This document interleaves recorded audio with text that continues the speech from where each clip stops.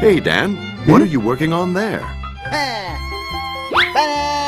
Ah, working on your home fire escape plan. Very good.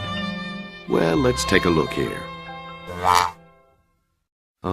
Well, you want to get out by the most direct route, Dan. How's about something a little more like this? Now you have 2 ways out of each room. What about your smoke alarms? Is that the only one you have?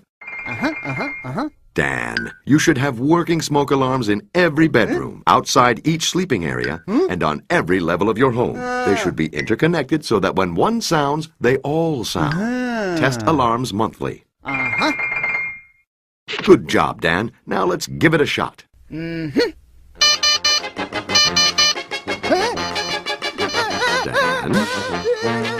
Dan.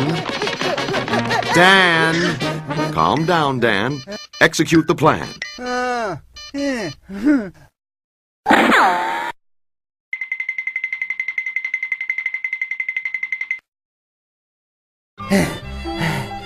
Good job, Dan.